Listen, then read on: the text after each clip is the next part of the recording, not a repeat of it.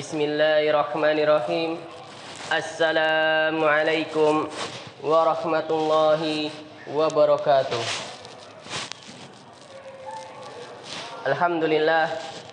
Alhamdulillahilladzi khalaqal mauta wal hayata liyabluwakum ayyukum ahsanu amala wa huwal azizul ghafur.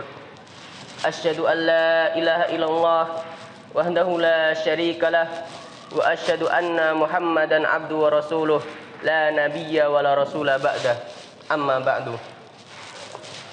Segala puji bagi Allah Subhanahu wa taala yang mana Dia telah menimbahkan berbagai kenikmatan, berbagai kesempatan, terutama nikmat iman dan Islam, sehingga kita dapat melaksanakan lomba dalam keadaan sehat walafiat.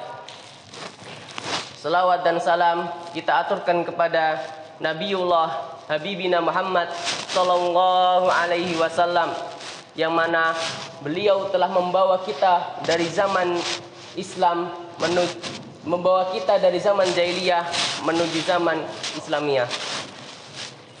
Para pendengar dan para penonton yang setia, yang semoga dirahmati Allah Subhanahu wa taala.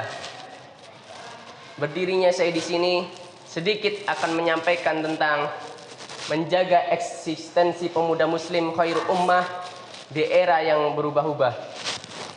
Bagaimana ditampilkan dalam firman Allah Subhanahu wa taala dalam surat Al-Imran ayat 110. A'udzu billahi minasy syaithanir rajim. Bismillahirrahmanirrahim. Kuntum khaira ummatin ukhrijat lin-nasi ta'muruna bil ma'rufi wa tanhauna 'anil munkar wa tu'minuna billah.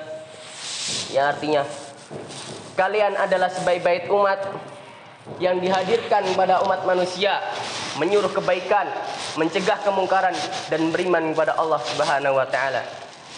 Para pendengar dan para penonton yang setia, yang semoga dirahmati Allah Subhanahu wa taala. Saat kita menyaksikan tayangan di televisi, banyak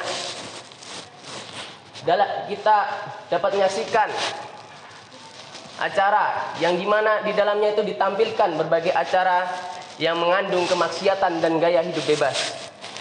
Kita layak bertanya, adakah ini hiburan kaum muslim? Hiburan kita tak kalah buruknya dengan hiburan Hollywood? Atau tak kalah kita membaca tindak kejahatan di media cetak, kadangkala kita bertanya-tanya, adakah ini sebuah masyarakat muslim? Mereka saling bertengkar, bahkan saling membunuh karena hal-hal sepele. Belum lagi tindak pemerkosaan dan kekerasan terhadap wanita. Apakah kita tengah berada di masyarakat muslim? Saat kita membaca ayat di atas, kita akan menemukan pertanyaan yang digambarkan oleh Allah Subhanahu wa taala sebagai idealita dengan realita yang berbeda. Dari hal-hal yang kecil hingga yang besar, hampir semuanya menampakkan ironi.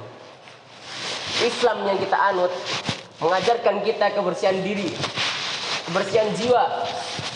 Namun diri kita jauh dari nilai-nilai kebersihan, baik lahir maupun batin. Tidak ada rasa salah ketika kita membuang sampah sembarangan. Tidak ada rasa risih ketika kita melihat kesemrawutan lingkungan tempat tinggal kita. Kita terbiasa hidup kotor, padahal Islam tidak menyukainya. Kondisi tersebut menjadi paradoks yang mengusik kesadaran kita sebagai umat muslim. Bagaimana mungkin umat yang sedemikian terpuruknya ini disebut khairu ummah, sebaik-baik umat yang dihadirkan pada umat manusia untuk memakmurkan dan memimpin dunia, padahal kita belum. Jangankan untuk memimpin bangsa lain, untuk tegak mandiri dengan kemampuan sendiri pun masih sulit. Jangankan untuk memimpin umat manusia, dirinya pun masih disembelit dengan kesengsaraan yang tiada berujung. Ataukah ada ayat di atas yang harus direvisi atau ditafsir ulang karena kehilangan konteksnya? Ataukah ayat di atas sudah dimansuh oleh realita umat sendiri? Sama sekali tidak.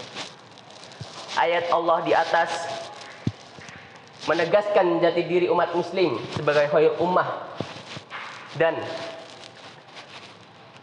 hendak memotivasi kita agar menjadi umat terbaik di bumi ini. Para pendengar dan para penonton yang semoga dirahmati Allah Subhanahu wa taala. Karakteristik khair ummah bisa menjadi pesta gemilang ketika karakteristik tersebut terpenuhi. Setidaknya ada 3 karakteristik yang harus terpenuhi jika ingin tampil sebagai khair ummah. Sebagaimana yang saya bacakan di surat Al-Imran ayat 110 tadi. Ta'muruna bil ma'ruf. Amar ma'ruf, berbuat kebaikan, mengajak kepada kebaikan.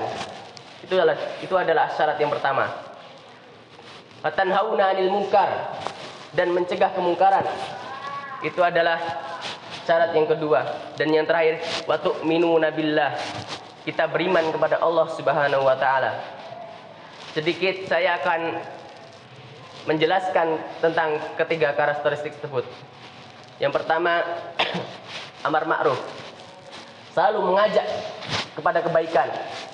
Ma'ruf artinya sesuatu yang dilandaskan dengan nilai-nilai yang berlandaskan Al-Quran dan Sunnah.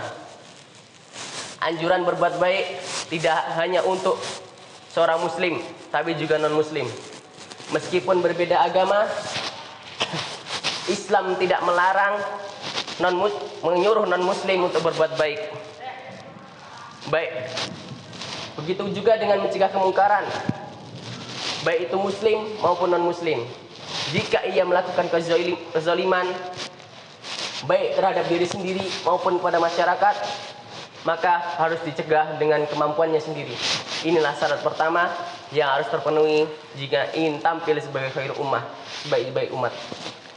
Dan yang kedua yaitu nahi mungkar, selalu mencegah kepada kemungkaran. Mungkar artinya sesuatu yang bertentangan, yang asing dan tertolak, suatu sikap dan nilai-nilai yang tidak selaras dengan nilai-nilai agama. Amar ma'ruf dan nahi mungkar adalah 2 hal yang senafas.